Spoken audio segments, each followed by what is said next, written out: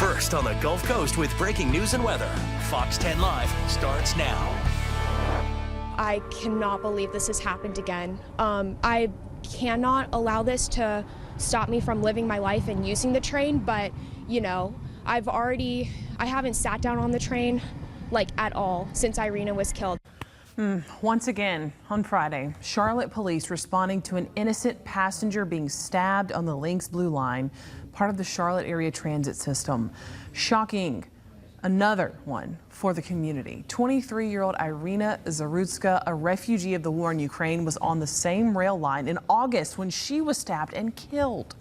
The victim in Friday's stabbing, Kenyon Doby, was trying to protect an elderly woman being screamed at on the train when the verbal attack turned physical. The Trump administration says the alleged attacker is 33-year-old Oscar Solorzano, an illegal immigrant who was previously deported from the U.S. twice. He made his first court appearance today and was charged with 5 counts, including attempted first-degree murder. According to the district attorney's office, Solorzano was arrested after fleeing the train. Police say he smelled of alcohol and had slurred speech. After being read his rights in English and Spanish, he admitted to the stabbing. His public defender did not comment, but his family says he has a history of mental illness. Right now, he's being held without bond. Welcome into Fox 10 Live, everyone. I'm Shelby Myers. It's Monday, a new week. Thanks so much for joining us. A lot to talk about today. In another country, a 7.6 magnitude earthquake struck northern Japan now. The earthquake triggering a tsunami of at most 20 inches in certain communities, and a warning for potentially higher surges of up to 10 feet in some areas, according to the Japanese Meteorological Agency. Chief Cabinet Secretary there urging locals to move to higher ground or take shelter.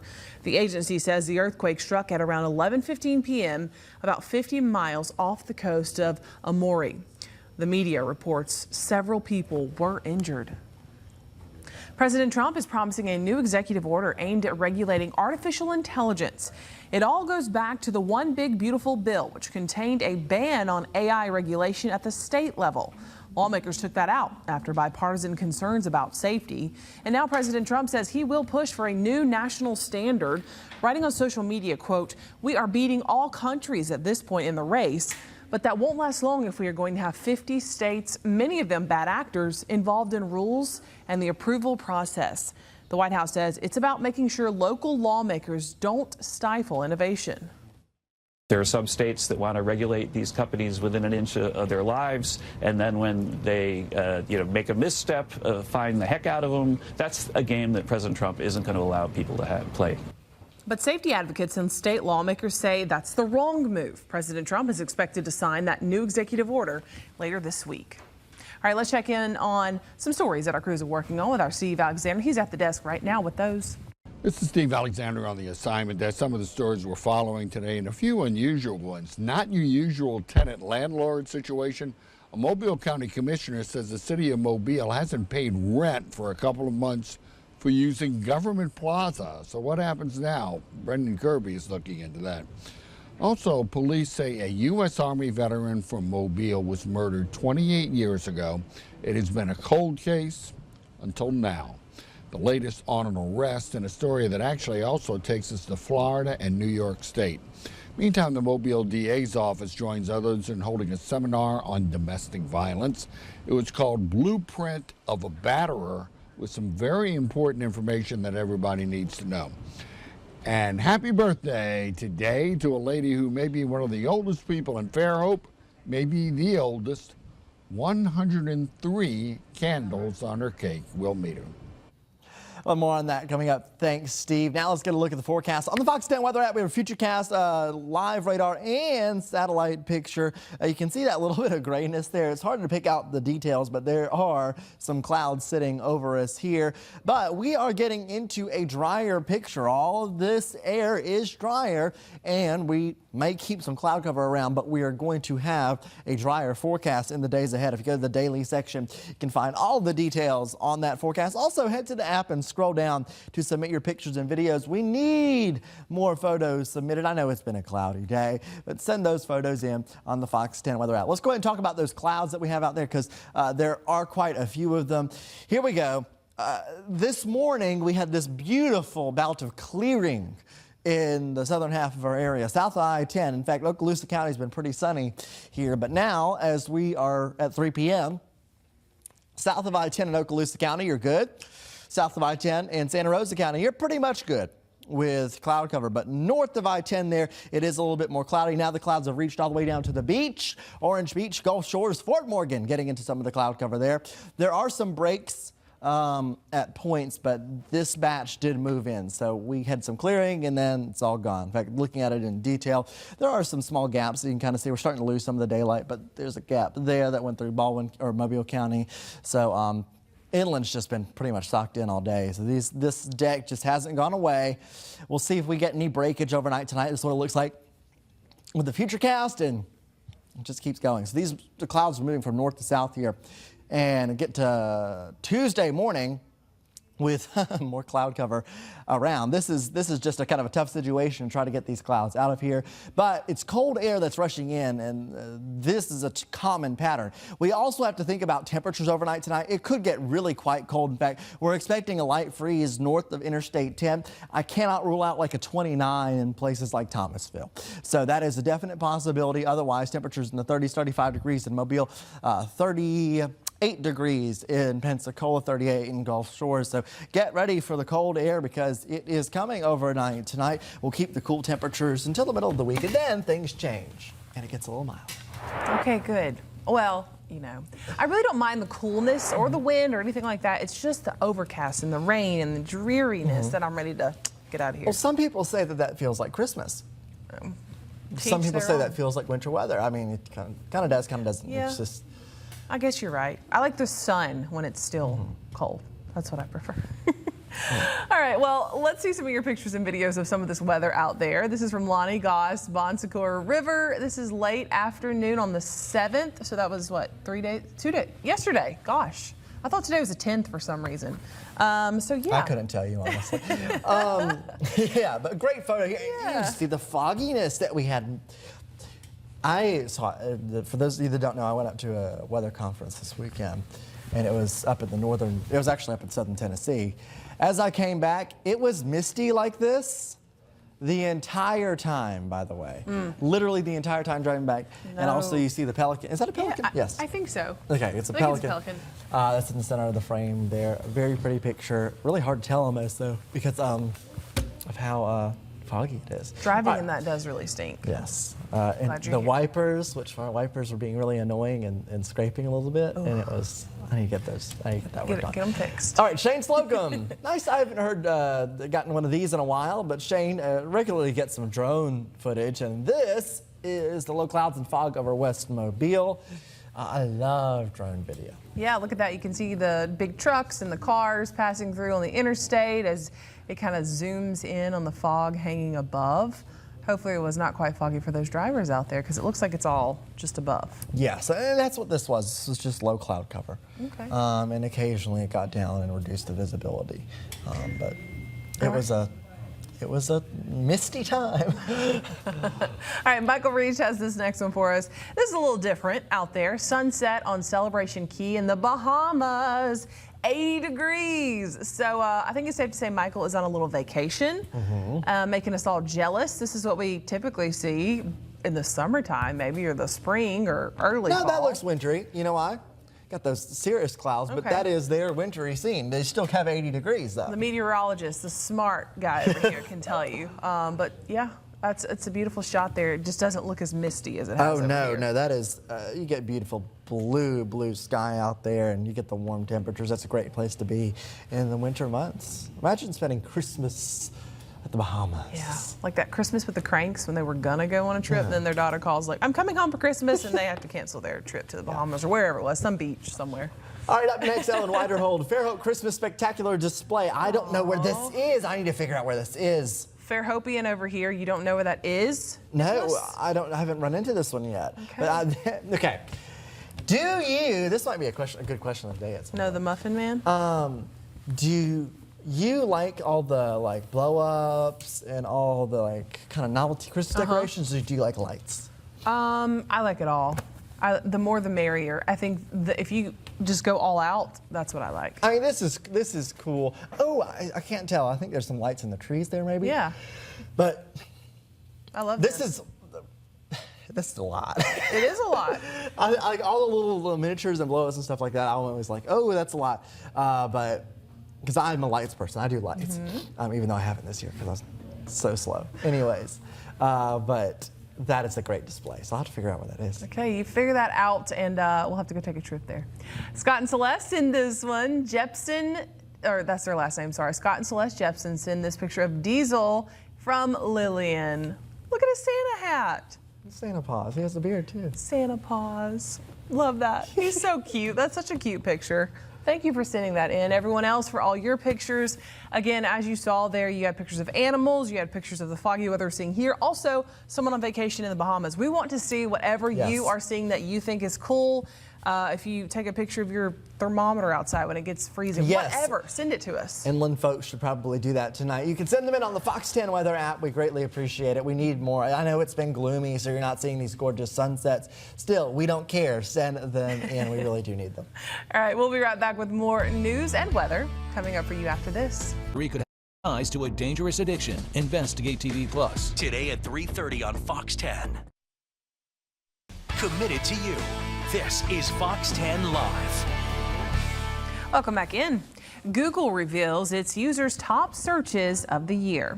The web browser's Year in Search 2025 spotlights the most searched topics, including people, sports, and technology. Charlie Kirk, the founder of Turning Point USA, who was shot and killed on September 10th in front of a huge crowd, was searched the most. Pop culture topics filled out the other top 3 spots, including Netflix film, K-pop Demon Hunters, and Labubu's, a popular line of collectible toys. Apple's release of its new iPhone 17 made the product Google's 4th most searched topic. While President Donald Trump's One Big Beautiful Bill rounded out the top 5. Other trending topics included New York's mayor-elect Zoran Mamdani, AI platform DeepSeek, and the FIFA 2026 World Cup. Okay. I was one of the World Cup. Yeah, I had to Google, I've Googled One Big Beautiful Bill before because I've done stories that were in it, and so I guess I added to that. Little boo-boos, don't hate me. They're creepy. It's a no for me. Yeah, my friends, I have 2 friends that have them, and I'm just kind of like, okay, it's cute, whatever. You do your own thing. All right, it is one of America's favorite desserts. Millions of people love brownies, and today marks National Brownie Day. Whether you like them plain, with nuts, or a la mode, brownies have been a staple of American life for more than a century. The earliest recipes date back to the 1900s. Cookbooks and even newspapers published recipes between 1904 and 1906. While blonde brownies are also popular, experts say most Americans prefer chocolate brownie.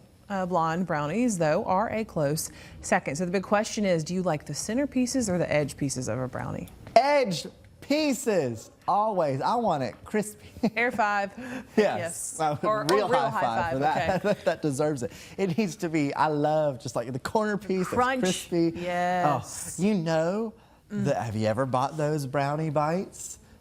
They're in a bag. Yes. And oh my goodness, they're good. Yes. It's essentially the crunchy part of the brownie, and they're in a bag. Look for those. Edge piece only. I can save the middle piece for others that like that, but I'm with you. Do you like just a plain brownie, or do you like stuff in it? I typically like a plain brownie, but I'm not going to say no to chocolate would chips. never say no to stuff in it. You could put anything or nuts. in there. Yeah, I like all of it. So, but can't go stuff. wrong. National Brownie Day. A state trooper in Arizona rescues a cat from an expressway now. A driver on Loop 101 in Phoenix called the Department of Public Safety yesterday after seeing the cat. A trooper responded and tried to cover it with a towel. The cat ran, but the trooper tried again and was able to cover the cat and bring it to safety. Aw, I love seeing this. You know what? Again, men and women who serve this country in different ways, doing things you never thought you'd have to do. There you go. Rescuing animals. A holiday tradition in Arlington, Texas drew quite a crowd to a skating rink. Santa Claus was on hand to greet more than 150 children. I thought I was going to jump from that copter for a second. The youngsters from Dallas and Fort Worth are all deaf or hard of hearing. Santa signed with the children as they shared with him their Christmas wishes. I'm going to cry. That's so sweet. Tarrant County College helped organize the annual event. Dozens of people from the school sign language program volunteered their time. They made sure this experience would be memorable for the children and their parents. And always remember, inclusion matters. So yes. I love this event, especially for those that are deaf. That's awesome. Yes, even Mrs. Claus out there making an appearance. All right, now let's get a look at the forecast here. Chilly weather right now, that's kind of the big thing that we're looking at. In fact, it is still, and I was looking at these observations and I remarked wow, it's really cold. 47 degrees still in Grove Hill. Why is it 47 degrees? That was one of the locations that didn't get out of cloud cover today. And again, we said that there could be some breaks. Some of this cloud cover, I'm just going to be honest, some of the cloud cover forecasting in these kinds of events can get really difficult and really challenging because the models struggle with it. But we do have clouds that are moving through now, so it's 50 in Atmore, 51 in Bruton, still cool, 53 in Mobile and 54 in Gulf Shores. We are approaching sunset. Overnight tonight, depending on how much cloud cover sticks around, we could get really cold again. And I do think we get cold either way. 38 degrees in Pascagoula, that's cold. 36 in Hurley, 35 in Loosedale, and then 35 in Leakesville. So really chilly numbers there. But inland, especially north, that Thomasville reading says 32. If we do get any breaks in the cloud cover, I think you get down to 29. That's probably your 29 and 28 is probably your low end there. 32, 33 is your high end in the forecast. 33 Monroeville, 33 Repton, 34 in Evergreen, 34 in Bruton. We'll hop over to Mobile and Baldwin County, where Mobile I have 35, Fairhope 36, 35 in Robertsdale, and 38 in Gulf Shores. And checking out Fort Walton Beach and Destin, 39, 40. Niceville's at 38, 38 in Pensacola. So tomorrow morning, grab your jackets again. Are we going to have clouds? Probably in some locations. Just be ready for that. Then maybe some points of clear skies later in the day. Temperatures only in the 50s, so another cool day is ahead. Shelby? All right, thank you, Nicholas. The wait and mystery are over for sports fans around the world. This weekend, it was revealed when and where teams will be playing in the 2026 FIFA World Cup, which is being hosted across the U.S., Canada, and Mexico. Fans can now start finalizing plans ahead of what's set to be a major year for sports and related tourism. Michael Yoshida joins us with more on this booming industry and how you can try and take part in what's expected to be a banner year. I ended up going to Australia and watched 7 of the World Cup matches in Sydney. Writer Laura McFarland is one of the many who plan trips around sports. If you believe, like I do, that travel is about people, then sports are the quickest way to make friends and get involved in a country's national culture. Whether traveling to watch or take part in a sporting event, including youth or professional, this is big business and growing. In 2025, the sports tourism industry is valued as a more than $707 billion market and expected to nearly triple in value by 2032, according to Fortune Business Insights. It is a global tourism boost because when you go to a city, you just don't go to the event. You book a hotel, you eat at the restaurants, you do a lot more. Expedia's Melanie Fish says 2026 is set to be a medal-winning year for the industry, with the Olympics and World Cup attracting fans from around the world. Just in the Expedia app, fans from England drove searches surging to North America, 85%. Fans from Mexico, more than 200%. Fans and dollars everyone is trying to get in on. Even non-host cities are looking at ways that they can leverage getting tourists. DC is pitching and trying to position itself as, hey, take a day trip from Philly to Washington, D.C. Do other things while they're there for the World Cup. That's going to create more economic impact. In Washington, this Morgan video was not approved, authorized, or endorsed by. We have quite the story for you this afternoon. 2 Mobile County commissioners today complaining about a deadbeat tenant in the building here at Government Plaza. That tenant, the city of Mobile. Turns out that the city of Mobile is months behind on its rent. It has not paid since the county informed the city that rent would be going up. And we're going to have this story this afternoon. We've reached out to the city looking for a comment, and we're going to let you know what they said.